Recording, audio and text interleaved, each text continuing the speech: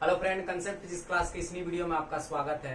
Back वाले video में हम चुंबकीय क्षेत्र में धारावाहिक कुंडली पर बल तथा बल आघूर्ण का ही मान प्राप्त किए थे। आज हम लोग इस वीडियो में इसी का मान प्राप्त करेंगे।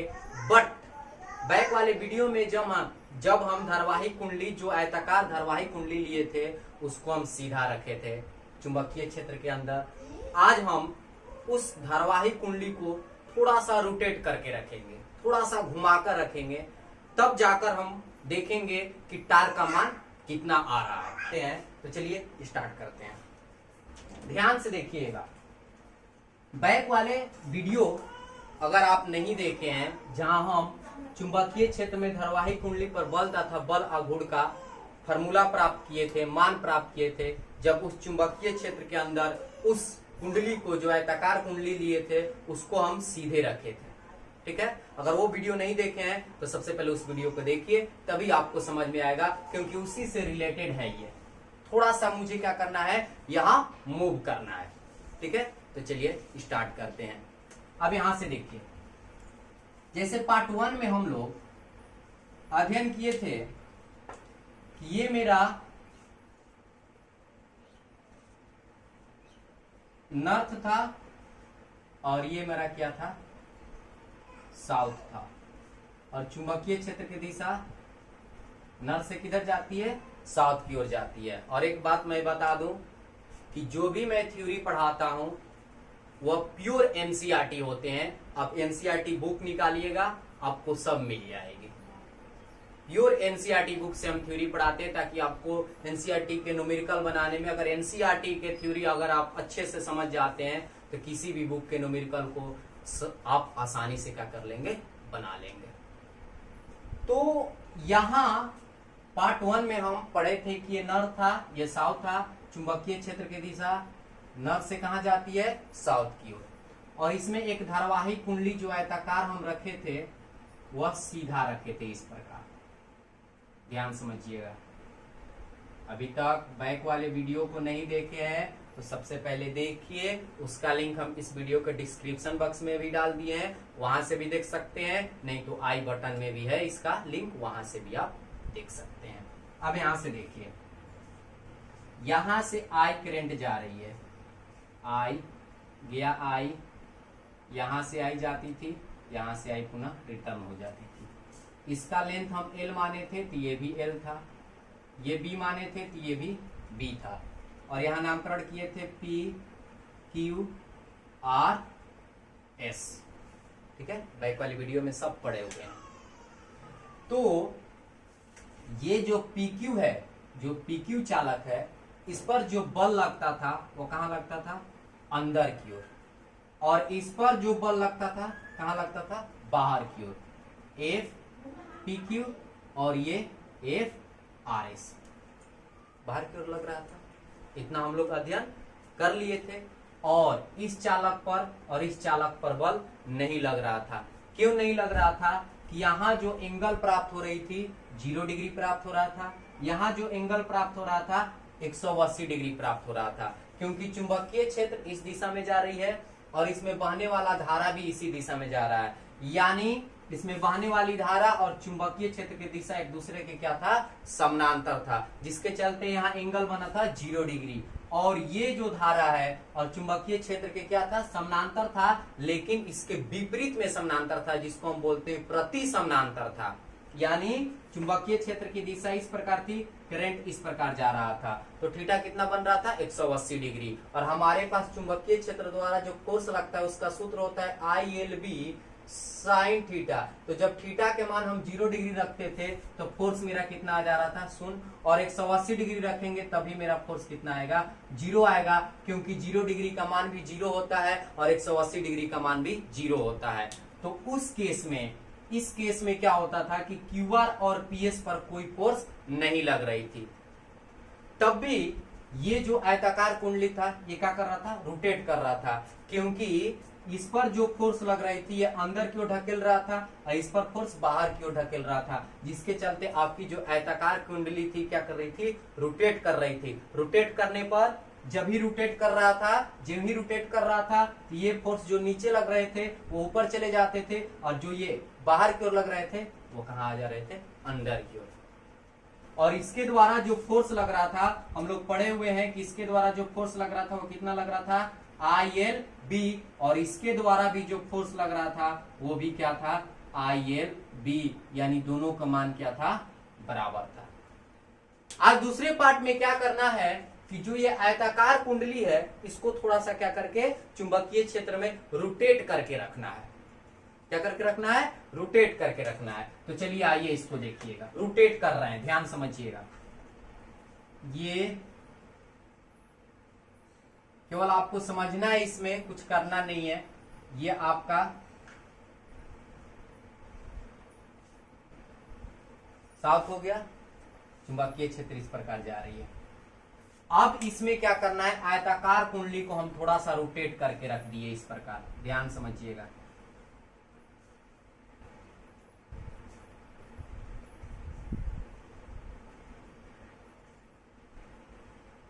इस प्रकार रख दिए, दोनों में अंतर दिखाई दे रहा है। ये सीधा रखा हुआ था, ये रोटेट कर गया, ठीक है। अब यहां से देखिए, ये आपकी करंट गई, इधर से रिटर्न हो गया, आई गया, आई रिटर्न हो गया, आई जा रहा है, आई रिटर्न हो गया, इधर आपकी आई है। ये हो गया P Q R S। कहानी वही रहेगी, इसकी लंबाई L, ये भी आपका L होगा, ये B, ये भी आपका क्या होगा, B होगा। अब यहां देखिएगा, एक एक स्टेप ध्यान से समझिएगा। इसमें क्या होता है, एक बात मैं बता दूं, इसमें PQ और RS पर जो फोर्स लग रहा है इसमें भी फोर्स का मान उतना ही लगेगा। इसमें फोर्स का मान चेंज नहीं होती है। क्यों नहीं चेंज होता है, जितना इस पर फोर्स लग रहा है उतना ही फोर्स इस पर लगेगा। इसकी दिशा अगर अंदर की ओर है तो यहां भी दिशा अंदर की ओर होगा, दिशा बाहर की ओर है तो इसकी भी दिशा बाहर की ओर होगा। क्यों होगा, क्योंकि पहले ऐसे था, करंट ऐसे जा रही थी, ध्यान समझिएगा। अब थोड़ा सा इसको ऐसे रोटेट कर दिया गया और चुंबकीय क्षेत्र की दिशा इस प्रकार है, तब भी यहाँ एंगल कितना बनेगा, 90 डिग्री। 90 डिग्री बनेगा ना, ध्यान समझिएगा। ये आपकी करंट हो गई और यहाँ आपकी चुंबकीय क्षेत्र की दिशा हो गया इस प्रकार, और यहाँ एंगल कितनी बनेगी, क्रॉस करेंगे तब भी 90 डिग्री का एंगल बनेगा, 90 डिग्री का एंगल बनेगा।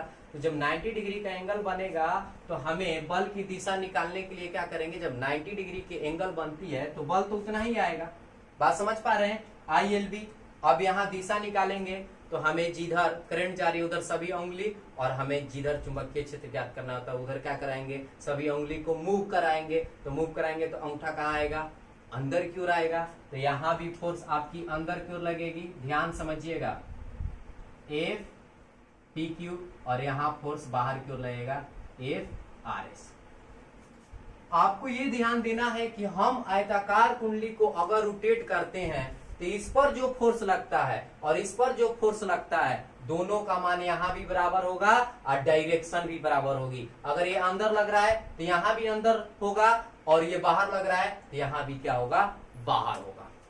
अंतर अब क्या होगा, देखिए, जब हम इसको सीधा रखे थे तो ये चुंबकीय क्षेत्र के क्या था, समानांतर था।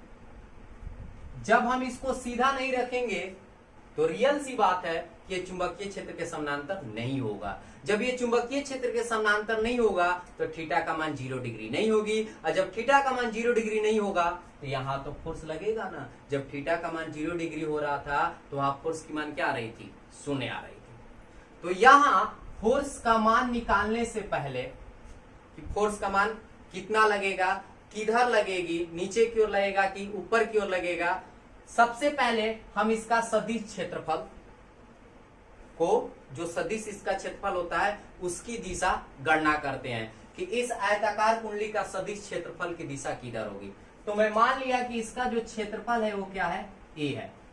और सदिश क्षेत्रफल हम बैक वाले वीडियो में इलेक्ट्रोस्टैटिक्स में पढ़े हुए हैं कि सदिश क्षेत्रफल किसी भी सतह के आउटवर्ड होती है। आउटवर्ड मतलब हमेशा लंबवत होता है। तो इसका सदिश क्षेत्रफल लंबवत किधर होगा, जैसे मान लेते हैं आपके पास एक आयताकार कुंडली है, इस प्रकार आयताकार कुंडली है, तो इसका लंबवत किधर होगा, लंबवत इसका सदिश क्षेत्रफल इस प्रकार निकलेगा, तभी ना 90 डिग्री की एंगल बनाएगी। बात पकड़िएगा, इस प्रकार आउटवर्ड बाहर की ओर, ठीक है।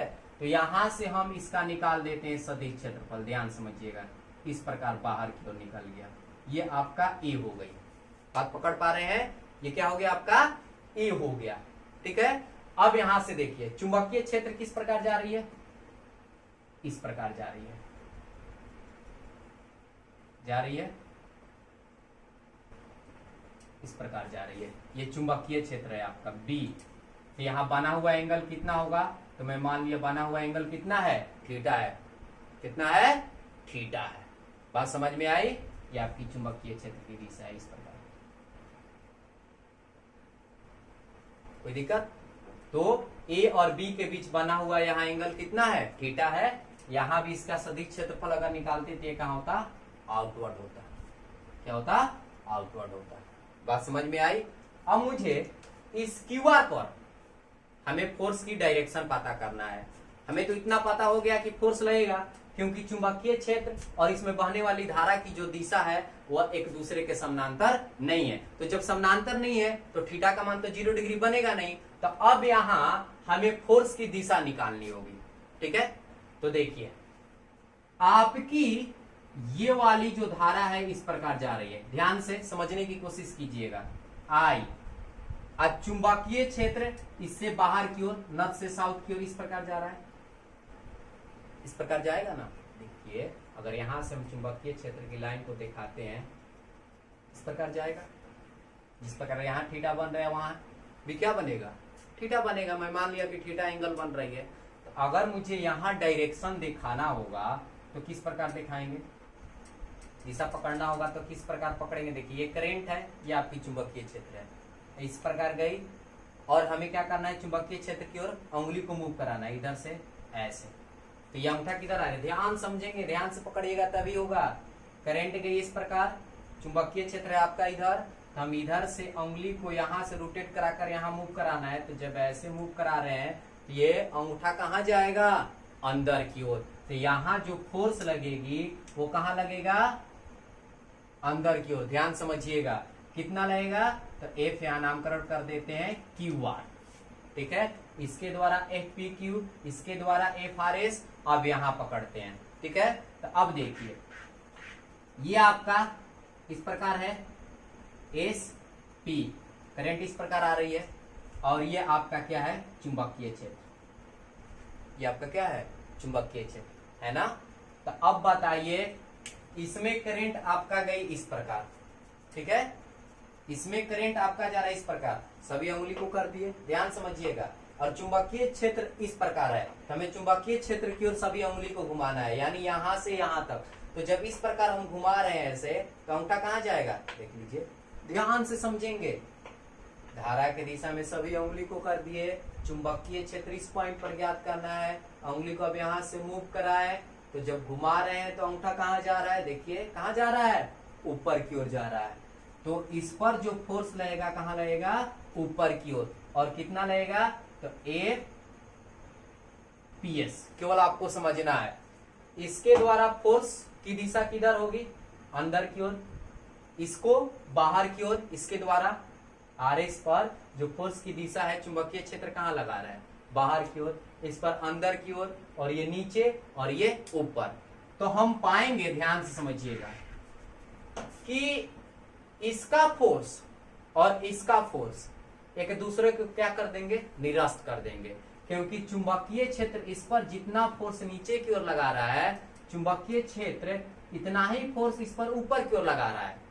ठीक है, जैसे यहाँ एग्जांपल दे रहे हैं कि इधर से 5 न्यूटन का लग रहा है और इस पर भी इधर से आपका 5 न्यूटन का लग रहा है। तो एक दूसरे को क्या कर देंगे? निरस्त कर देंगे। निरस्त मतलब हटा देंगे। बात समझ में आया? तो हमें इस फोर्स की कोई जरूरत नहीं है। हमें किस फोर्स की जरूरत है? इस फोर्स की और इस फोर्स की। तो जब हम इस फोर्स से और इस फोर्स से जब इस फिगर को हम देखते हैं तो अब ध्यान समझिएगा, ये अंदर की ओर, यही कहानी, यही वाली कहानी अब आ जाएगी। ध्यान समझिएगा, ये अंदर की ओर धक्का देगा, ये बाहर की ओर धक्का देगा। तो पुनः ये जो आयताकार कुंडली है ये क्या करना स्टार्ट करेगी? रोटेट करना स्टार्ट करेगी। क्या करेगी? घूमेगी। क्योंकि जब इसको हम अंदर की ओर लेकर गए और एक क्या कर रहा है? बाहर की ओर। कल मैं आपको एग्जांपल से ऐसे अच्छे तरीका से समझाया था, पुनः समझ लीजिए। देखिए जैसे ये मेरे पास है, एक अंदर लग रहा था, एक बाहर लग रहा था, और जब हम इसको ऐसे रखे थे तो इस पर फोर्स नहीं लग रही थी, इस पर फोर्स नहीं लग रहा था, इस पर लग रहा था, इस पर लग रहा था। जब हम इसको ऐसे कर दिए तो इस पर भी फोर्स लग रहा है अंदर की ओर, इस पर बाहर की ओर, इस पर नीचे और इस पर ऊपर की ओर। तो जितना इस पर नीचे लग रहा है उतना ही इस पर ऊपर लग रहा है। ये दोनों फोर्स तो एक दूसरे को निरस्त कर देंगे। अब ये नीचे वाला इसको ऐसे खींचेगा और ऊपर वाला जब इसको ऐसे खींचेगा तो ये आयताकार कुंडलिका करेगी, रोटेट करेगी ना। तो यहाँ भी आपका बल आघूर्ण क्या होगा, लगेगा। बल आघूर्ण क्या होगा, उत्पन्न होगा। तो उस बल आघूर्ण का मान कैसे निकालेंगे? तो देखिए बल आघूर्ण का सूत्र क्या होता है। बल आघूर्ण का सूत्र होता है टार्क बराबर बल गुने दोनों बलों के बीच जो क्रिया रेखा है उनके बीच लंबवत दूरी। तो पुनः समझ लीजिए, जब हम इसको ऊपर से देख रहे थे, ठीक है, तो ये इस प्रकार दिखाई दे रही थी। जब हम इसको ऐसे रख दिए हैं, ठीक है, तो जब हम इसको ऐसे रखे थे, ध्यान समझिएगा, तो आपकी जो ये लंबवत दूरी कल हम निकाले थे, दो बलों के बीच जो क्रिया रेखा है उनके बीच जो लंबवत दूरी निकाले थे उसको हम इस प्रकार बनाए थे सीधा। लेकिन आज हम सीधा नहीं बनाएंगे क्योंकि ये जो कुंडली है इस प्रकार रखी हुई है। बात समझ पा रहे हैं? तो ऊपर से देखने पर ये इस प्रकार दिखाई देगा ना। तब इसको हम कैसे बनाएंगे, ध्यान समझिएगा। इसको हम इस प्रकार बनाएंगे, यहां से इस प्रकार हो जाएगा। ये समझ पा रहे हैं? ये क्यूआर हो गया, ठीक है। जब ये रोटेट करेगी तो इसका जो अंदर की ओर फोर्स लगता है वो कहाँ होगा, बाहर की ओर, और जो ये बाहर की ओर लग रहा है वो क्या होगा, अंदर की ओर। इस प्रकार होगा ना, ध्यान से समझिएगा। कुछ भी नहीं है, ये आपका फोर्स हो जाएगा एफ पी क्यू, और ये फोर्स हो गया आपका एफ आर एस। ये मैं मान लेता हूं कि मध्य बिंदु है ओ, और यहां से इसकी जो लंबवत सदिश क्षेत्रफल है वो कितना है, ए है। और ये आपका क्या है, चुंबकीय क्षेत्र है, और चुंबकीय क्षेत्र के साथ ये कितना एंगल बना रहा है, तो ये एंगल बना रहा है थीटा। ये भी आपका चुंबकीय क्षेत्र हो गया। तो यहां से यहां तक की जो बीच की दूरी है, ये से इस पॉइंट से इस पॉइंट, इसी को हम क्या बोलेंगे, लंबवत दूरी। मैं नामकरण कर देता हूं, इसको मैं मान लेता हूं P और इसको मैं मान लेता हूं Q, और ये चुंबकीय क्षेत्र है। तो मुझे PQ की दूरी टार्क को निकालने के लिए चाहिए।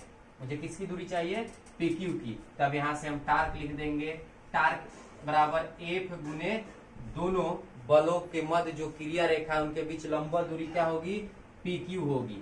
अब यहां से ध्यान से समझिएगा, टार्क बराबर F गुने PQ का मान हम कैसे निकालेंगे, तो PQ को हम लिख सकते हैं OP प्लस OQ, यानी दोनों को क्या कर देंगे, जोड़ देंगे, तो PQ का क्या हो जाएगा, मान हो जाएगा। तो अब देखिए OP के मान और OQ के मान को निकालेंगे तभी तो जोड़ेंगे। तो अब यहां से ध्यान से समझिएगा, OP के मान क्या होगा और OQ के मान क्या होगा। तो Q से R के बीच की दूरी कितनी है फिगर में, B, और ये आपकी जो O है इसके मिडिल पॉइंट यानी मध्य बिंदु है। तो यहां से यहां तक की दूरी क्या होगी, B/2। यहां से यहां तक की दूरी क्या होगी, B/2। समझ पा रहे हैं, B/2 को ऐड करेंगे तो पुनः किसके बराबर आ जाएगा, B के बराबर आ जाएगा। और ये सदिश क्षेत्रफल जो है इस आयताकार कुंडली से क्या है, लंबवत है, यानी 90 डिग्री का एंगल बना रहा है। तो ये पूरा एंगल आपका 90 डिग्री है, ये वाला एंगल आपका 90 डिग्री है। तो ये वाला एंगल कितना होगा, क्योंकि पूरा आपका 90 हो जाएगा और ये वाला एंगल थीटा है, तो ये वाला एंगल क्या हो जाएगी, 90 डिग्री माइनस थीटा। 90 में से घटा देंगे, जब ये 90 डिग्री माइनस थीटा हो जाएगा तो ये भी आपकी एंगल क्या हो जाएगी, 90 डिग्री माइनस थीटा हो जाएगा। एक ही ओर के बने कोण, तो 90 डिग्री माइनस थीटा ये होगा, तो 90 डिग्री माइनस थीटा ये भी होगा। तो हम पढ़े हुए हैं एक्सिस के अनुसार, या आपकी एक एक्सिस होती है, ये वाई एक्सिस होती है, ये आपका मूल बिंदु हो गया। तो थीटा के जो सामने बनता है वो क्या होता है, हमेशा घटक। थीटा के सामने क्या होता है, कॉस, और थीटा के अपोजिट क्या होता है, साइन। तो थीटा के सामने वाली एंगल बताइए, इस पर क्या बनेगा, तो b/2 cos 90 degree minus theta. Theta के सामने क्या बनेगी एंगल बताइए? थीटा के सामने इस पर क्या बनेगा? इस पर उतना ही बनेगा। कितना बनेगा? b/2 cos 90 degree minus theta. Theta के सामने कॉस बनता है और जो थीटा रहता है उसको लिखते हैं। अगर थीटा बन रहा है तो थीटा लिखेंगे, पी बन रहा है तो पी लिखेंगे। यहाँ 90 डिग्री माइनस थीटा की कहानी है तो 90 डिग्री माइनस थीटा हो गया, 90 डिग्री माइनस थीटा हो गया। समझ पा रहे हैं आप? तो अगर मुझे यहां से टार्क निकालनी होगी तो टार्क बराबर क्या हो जाएगा? एफ। एफ का मान इन दोनों में से इसका फोर्स चाहे इसका फोर्स, चाहे इसका फोर्स चाहे इसका फोर्स बराबर है, कोई भी लीजिए। तो कितना होगा? आई कितना आया है? ILB। ILB गुने ओपी का मान कितना है? देखिए ओपी का मान हो जाएगा b/2 cos 90 degree minus theta, और cos 90 डिग्री माइनस थीटा का सूत्र होता है sin थीटा। तो डायरेक्ट लिख देते हैं b/2 sin थीटा, और इसका भी मान b/2 sin थीटा होगा ना। ओ क्यू का मान भी कितना आया है? b/2 cos 90 degree minus theta. तो 90 डिग्री माइनस थीटा का सूत्र क्या होता है? sin theta. अगर हम इसको जोड़ते हैं तो b/2 कितना हो जाएगा बताइए? 2b/2। तो यहां से देखिए ऊपर से हम बना देते हैं। अब यहां से देखेंगे, अब यहां से देखिए टार्क बराबर ILB गुने, जब इसको ऐड करेंगे तो ये क्या हो जाएगा? 2b/2 sin theta. 2 से 2 क्या हो जाएगी? कैंसिल हो जाएगी। तो टार्क बराबर क्या हो जाएगा? ILB को सटा देते हैं, b sin थीटा, और हम जानते हैं कि ये आपकी लेंथ है और ये आपकी ब्रेथ है, और लेंथ और ब्रेथ मिलकर क्या बनेगा? यानी लंबाई गुने चौड़ाई, इस आयताकार कुंडली का क्षेत्रफल। तो I बराबर हो जाएगा AB sin थीटा, और जब लपेटों की संख्या की बात आएगी तो IAB इसमें n से गुना कर देंगे, n sin थीटा।